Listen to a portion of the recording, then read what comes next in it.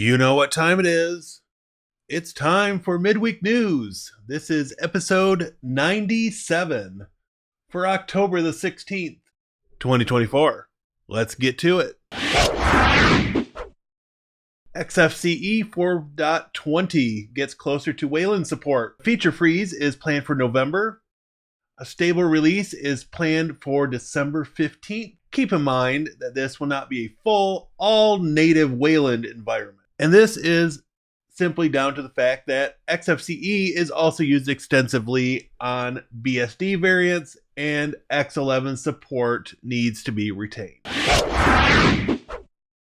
OpenShot, the overlooked open source video editor. OpenShot is written primarily in Python, is cross-platform, supports 3D animations, has a broad file format support built in by default. You can think of OpenShot in many ways as a more flexible and cross-platform equivalent to iMovie or Windows Movie Maker.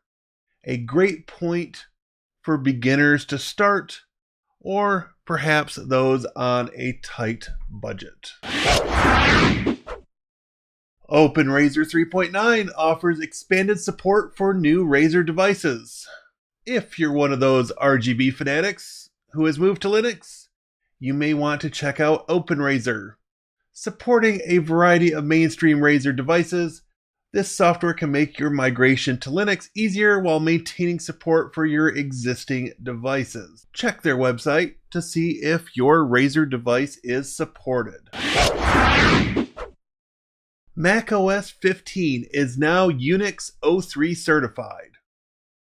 Unless you're a big company or a Unix purist, you probably won't care, but macOS 15 has once again made the cut for certified as Unix. This is not the first time macOS has been certified as Unix, but it has been a while.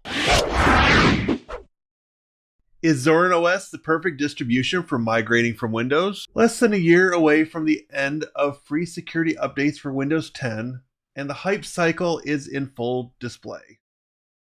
Zorin does make a credible Ubuntu-based OS that has many refinements which make life a little easier for those migrating off Windows. In reality, unless you're curious or have an underlying reason you want to switch, you're probably not going to be swayed by this article. So, what's my advice to you? Coming from someone who's used Linux for more than 25 years, well, expand your horizon and experiment with something outside of your comfort zone. Try out a Linux distribution on an extra PC or in a virtual machine to see what it's like. If you're still set on using Windows, well, maybe it's time to start saving for a more modern machine. You may and likely don't need to buy a brand new machine if your goal is just to get onto Windows 11. Tails 6.8 introduces file system repair when unlocking persistent storage. Based on Debian Linux and the GNOME desktop environment, this version also improves notifications when a network interface is disabled upon MAC address anonymization fails. This release uses the 6.1.112 LTS kernel and updates the Tor browser to 13.5.6. You can find more in the changelog. And hey, now is the perfect time to remind you that every Sunday night, with a few exceptions, but most Sunday nights, I do a live stream on this channel at 9 p.m. Eastern. Come check it out. elementaryOS will be coming in hot with new features. Some of the big new features include system updates have moved to the system settings. The welcome screen has been reworked for better accessibility.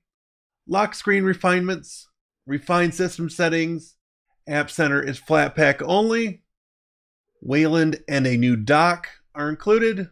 Improved multitasking view and quick settings refinement. This is looking like a nice update for this very macOS inspired Linux distribution. New scanner finds Linux and Unix servers exposed to CUP's remote code execution attacks.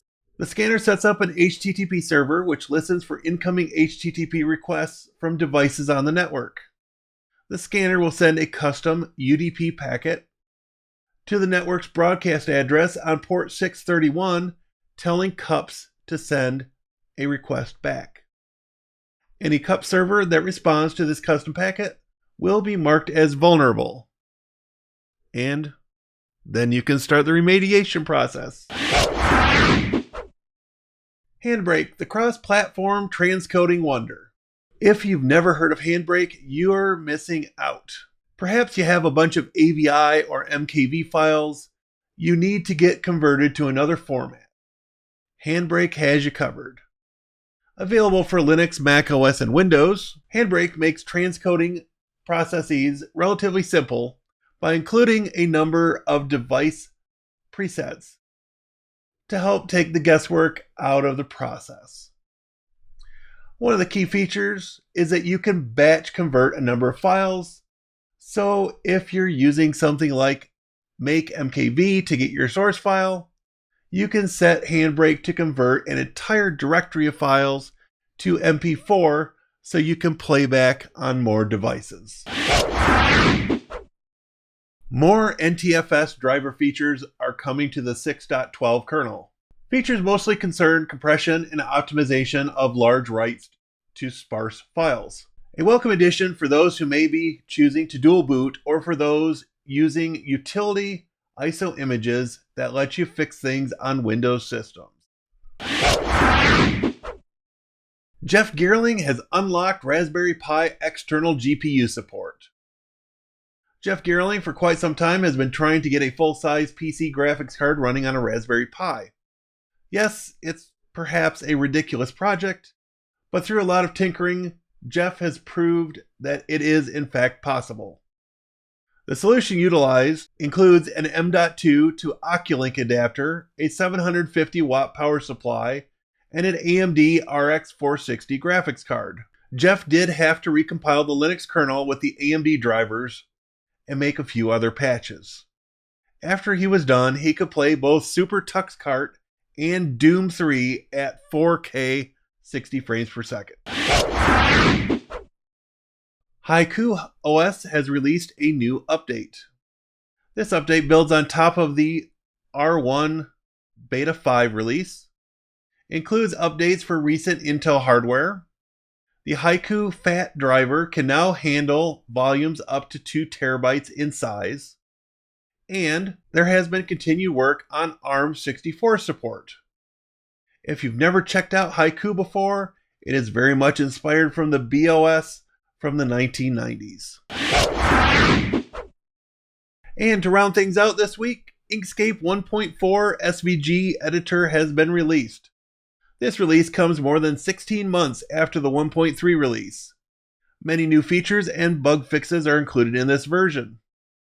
A unified font browser preview is now available, as well as support for opening Affinity Designer files. Check the release notes included in the article to learn more.